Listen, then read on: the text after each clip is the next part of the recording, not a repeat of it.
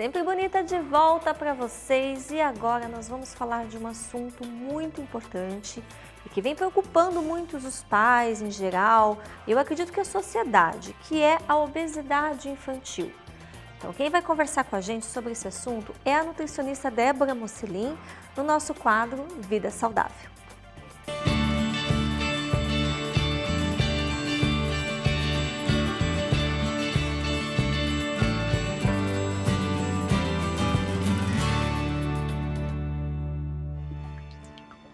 Então, estamos aqui com a Débora Mocelin. Tudo bem, Débora? Tudo bem, Carol. Seja bem-vinda ao nosso programa. É uma honra ter você aqui no nosso quadro. Obrigada. Então, conta pra gente essa questão da obesidade infantil, que eu acho que é algo que vem aí crescendo, né? Muito. O que é a obesidade infantil? Então, a obesidade infantil, ela é considerada uma doença multifatorial, né? Então, envolve predisposição genética, hábitos alimentares inadequados e inatividade física. É importante lembrar que 33,5% das nossas crianças estão acima do peso ou com sobrepeso. Esses são dados do IBGE, tá? Só que assim, bem interessante lembrar também, né, quando a gente fala que existe uma predisposição genética, é que as crianças da década de 70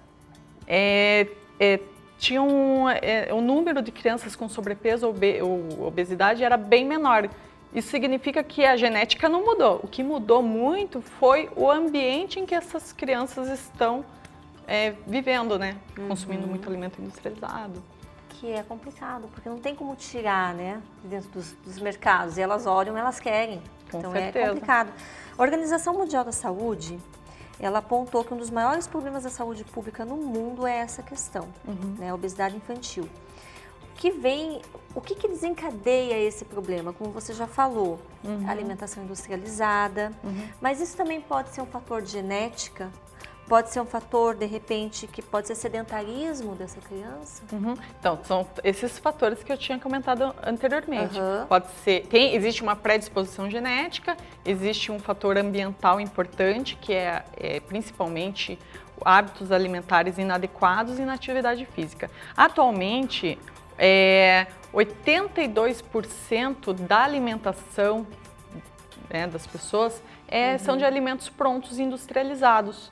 E dados também, estudos demonstram que aumentou o consumo em 400% de refrigerantes, biscoitos recheados, né, embutidos, de feijão diminuiu 40%. Então, os hábitos alimentares mudaram demais. Então, as crianças estão sofrendo essas consequências. Entendi. De que forma que os alimentos industrializados, eles estão propícios a essa questão de obesidade infantil? Como que eles promovem isso? Então, Carol, dessa maneira, como as pessoas estão ingerindo 82% E como que pode combater isso? Porque eu digo assim, isso não está no rótulo, muitas vezes não vem no rótulo dizendo o que aquele alimento tem. Como que os pais podem prevenir isso? Então, como combater a obesidade infantil? Isso se inicia já na gestação. Tá? Sério? Na gestação. Mães que ganham muito peso ou até mesmo pouco peso predispõem a criança à obesidade, ou mães com diabetes. Então, a alimentação da mãe deve ser, né, normocalórica, né? Enfim, nunca se deve comer por 2, mas o que se come na gestação é 2 vezes mais importante. E se fala, né? Eu tenho que comer por 2. Não, a necessidade calórica durante a gestação aumenta muito pouco, 300 calorias, né, a mais. Então, é mais importante focar na qualidade dessa alimentação, né? Depois vem a amamentação. A amamentação exclusiva até o 6º mês é bem importante. Por quê? A amamentação exclusiva da mãe mesmo, né? Leite materno, não leite industrializado, porque o leite materno, a criança já começa a sentir o sabor dos alimentos que a mãe ingere, né? E o leite artificial, ele sempre tem o mesmo sabor, tá? Outra coisa, quando vai se incluir uma alimentação, quando vai incluir os alimentos, né, para a criança, nunca bater no liquidificador.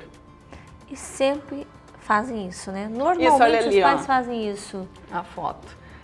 Batido no liquidificador. O que acontece? Tudo tem o mesmo sabor. Você coloca 10 tipos de vegetais, bate no liquidificador, tira as fibras, né? Então a criança sempre vai acostumar com o paladar com algo liso. Isso futuramente, depois, quando você quiser incluir uma salada, ela não vai gostar de folha, vai achar estranho, né? Vai ser fibroso. Então daí ela acaba não querendo consumir, né? Outra, para combater a obesidade, né, é importante que a criança, no ambiente familiar, participe no preparo das refeições, de refeições simples, né? Aqui nessa foto demonstra muito bem que as crianças, a partir dos 2 anos de idade, elas imitam o comportamento dos pais. Muito, em tudo. Então, tudo. Igual da mamãe que fez, eu também quero assim, igual do papai, não é? Então é uma responsabilidade muito grande quando você vai ter filhos, já cuidar do próprio hábito alimentar, porque você vai transferir. Tanto é que tem dados que, por exemplo, se pai e mãe são obesos, 80% de chance de seu filho ser obeso, né? Então, assim, tem que tomar esse cuidado, né? Então, é bem importante já ter um planejamento aí familiar. Você sabe que muitas vezes o pai ou a mãe, quando a criança está comendo, eu já cansei de ver isso. Coma tudo, coma esse aqui, que daí depois você cobre a sobremesa, né? Digamos, vai comer o chocolate. Tenta comer agora essa salada, que depois você come a batata frita. Não acontece assim? Como se fosse um prêmio, né? Como se fosse um prêmio. Eu acho que, nossa, quando eu vejo, puxa, a criança está comendo uma comida saudável, de repente ela vai comer uma batata frita, está comendo uma salada. Ele dá isso como prêmio e a criança, ela vai querer aquela batata frita, porque para ela a salada é uma obrigação, e a batata frita é o prêmio dela. E isso aumenta o desejo por esse alimento, aumenta o interesse, porque é um prêmio, ele é o mais gostoso. Você tem que fazer um sacrifício para daí comer algo gostoso, né? Então a família já está fazendo algo errado. O ideal é que nunca se force uma criança a comer, né? O papel dos pais é oferecer os alimentos certos, os alimentos corretos, né? Então a criança não está com fome, tudo bem, não come, você ofereceu. Agora não tem essa então vai comer a sobremesa, né? No próximo momento, na próxima refeição, oferece de novo um alimento saudável. Não precisa ser aquele alimento do almoço, né? Pode ser outro, mas um alimento saudável, alguma fruta, algum lanchinho mais saudável, né? Então tem que e assim, dentro do ambiente familiar, oferecer alimentos corretos, porque criança também tem vida social, né? A criança vai chegar numa festinha, você não vai proibir. Não tem como, né? Não tem como você Ela proibir seu filho. Comer brigadeiro, pedaço de bolo, refrigerante. Eu tenho um filho pequeno também, o que acontece? Finge que nem é meu filho. Deixa ele à vontade. Depois nós conversamos. Sim, deixa ele à vontade. Porque você não pode criar... você tem que tratar a reeducação alimentar com naturalidade. Então, eu atendo, às vezes, pais que chegam no consultório, porque... E os pais, às vezes, magros e as crianças já com problema de sobrepeso, colesterol elevado. E eles continuam com alimentos errados. Tipo, a criança não pode, eu posso. Isso aconteceu. Eu acho que é uma crueldade. Então, tem que fazer tudo com naturalidade. E, no caso, se ela não come muito, que coma, mas coma pouquinho. Aquilo que ela consegue comer, né? Que eu vejo muito isso, às vezes os pais têm que comer tudo, né? Não tem muito essa de forçar a quantidade do alimento. Isso também não pode causar um trauma na criança, daí dela não querer comer tudo aquilo? Ou querer mudar a alimentação? Então, nunca deve se forçar uma criança a comer. Porque, e outra coisa que muitos pais fazem, a criança está frustrada, o bebê está frustrado, está chorando, já oferece algo para comer. É sempre muita comida. Daí vira um adulto que está frustrado, já tem que comer, né? E a alimentação, ela está muito relacionada com afeto, com carinho, amor. Então, você não precisa sempre oferecer comida, principalmente as que trazem prejuízo para a saúde, para demonstrar um amor, um carinho. Por isso que os avós, às vezes, estragam muitos netos, né? Porque quer sempre agradar com uma sobremesa, um docinho. E sei que não faz isso por maldade, mas como profissional da área da nutrição, tá fazendo um tremendo mal para essa criança. Prejudica um pouco, né? Onde que a gordura ela se localiza? Onde que ela interfere, no caso, a saúde de uma criança? Então, existem dois tipos de gordura, dois tipos onde a gordura pode ser localizada, né? Existe a ginoide, que é depositada nos membros inferiores, e a androide, né, que é na região abdominal. Essa gordura, quando localizada na região abdominal, elas podem promover determinadas, a síndrome metabólica, por exemplo, doenças cardiovasculares, porque também está localizada em órgãos vitais. Então pode desenvolver... Sim, a criança está em desenvolvimento, esteatose hepática, que é a gordura no fígado, né, hipercolesterolemia, diabetes. Então essa gordurinha, coisas, né? Quando é localizada em região abdominal, ela é péssima para a saúde. Olha, bom saber disso. O que a gente pode fazer para estimular, no caso, uma criança a comer alimentos saudáveis? O que pode ser feito para que ela tenha esse ânimo de repente, achar que aquilo é bom? Porque às vezes, como a gente falou da salada, que ela acha que a batata frita, às vezes é o próprio comportamento dos pais aí? Então, Carol, em primeiro lugar, incentivar trazer a criança um pouco para a cozinha. A criança às vezes atrapalha, né? Porque ela faz muita bagunça, mas deixar que ela ajude a preparar os alimentos juntos. Vai fazer um bolo, chama um bolo saudável, né? Ingredientes saudáveis. A gente já até fez aqui no programa um bolo ficou saudável. Muito bom, viu? Com certeza. Então pode chamar a criança para ajudar a preparar alguma coisa, uma salada, ajudar a temperar a salada. Olha assim que legal. Ela vai se interessar mais. E esses pratos coloridos, enfeitados, isso também ajuda não só na criatividade, mas na vontade dela experimentar? Com certeza. Já tem estudos científicos sobre isso, que quando você prepara... E tem preparos que são simples, super fácil. Se você começa a falar sobre um alimento, colocar nome nesse alimento, ou fazer algum desenho...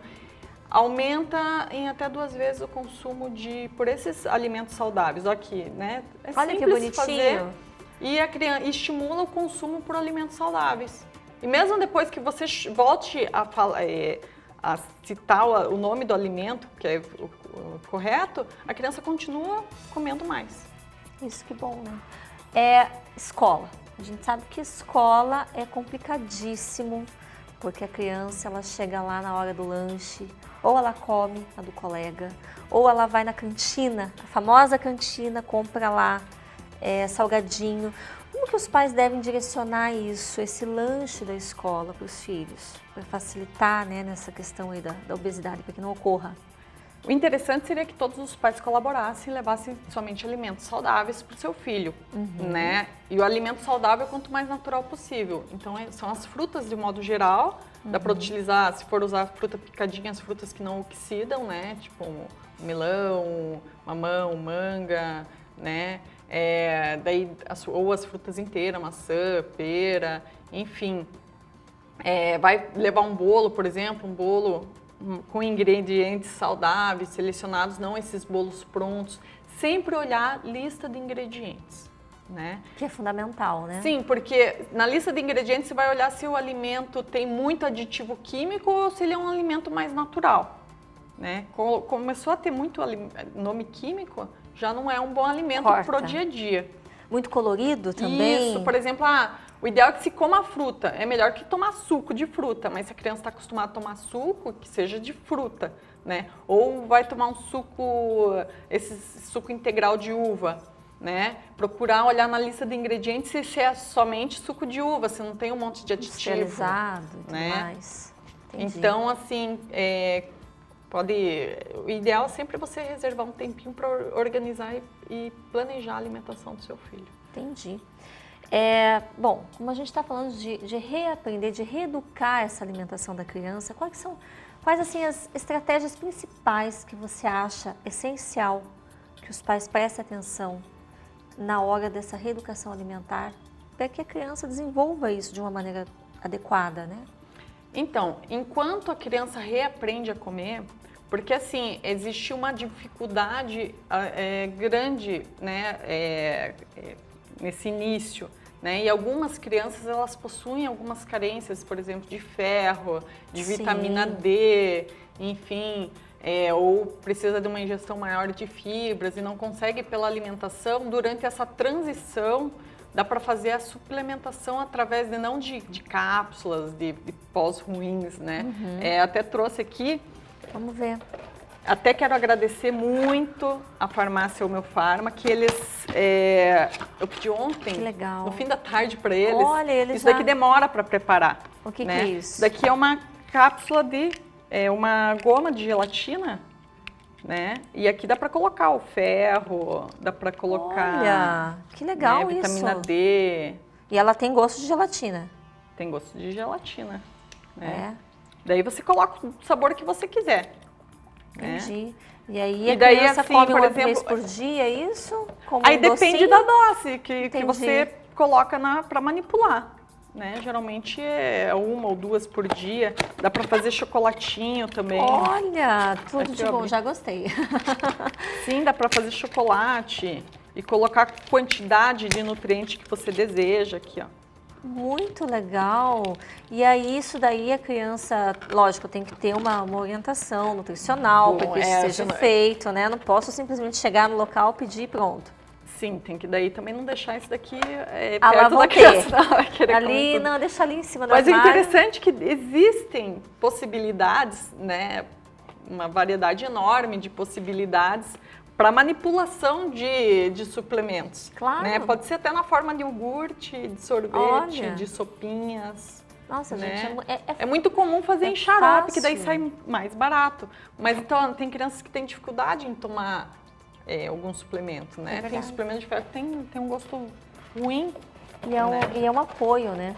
Bom, para as pessoas que assistiram, que viram, gostaram principalmente dessa última dica, que eu acho que foi uma dica maravilhosa, todas foram, mas essa eu achei que é algo bem que a criança gosta do doce. Em vez de falar, come a salada para daí comer a batatinha, oferece isso para a criança, um suplemento, né? Depois.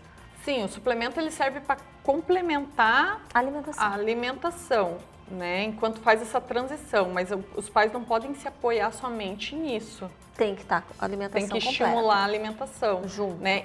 E a prescrição sempre com um profissional. Não é o pai achar, meu filho precisa. Não, o profissional que vai analisar se realmente está precisando. Né? Por exemplo, quando a criança está com obesidade, ela precisa de um acompanhamento multidisciplinar. Então vai passar por um médico para ver como que estão os exames, se a insulina está muito alta, se o cortisol está alto, se tem alguma doença associada. Se não tem, vai passar por um nutricionista para fazer uma reeducação alimentar, tratamento psicológico, que a criança acima do peso ela claro, tem acaba tendo um pouquinho de problema, às vezes, social. Né? E tem também um documentário que eu quero que os pais assistam, que reflete bem o problema de obesidade aqui no Brasil, que é chamado Muito Além do Peso. Okay. O pessoal pode achar no YouTube, né? Muito Além do Peso e assistir. É bem bacana. Para quem gostou da nossa entrevista, quer entrar em contato com você, de repente está com o filho com esse problema, quer encaminhar, como é que faz? Pode entrar no meu site, www.debramocelin.com.br. Meu telefone do consultório é 3024 1015. Sabe que tem muita gente que está indo lá, hein? Tô encaminhando. Certeza, mesmo. Obrigada, viu, Débora? Adorei. Eu achei que foi muito importante essa informação aí. E você não sai daí que a gente já volta e voltamos aí com bastante novidades. Fica aí.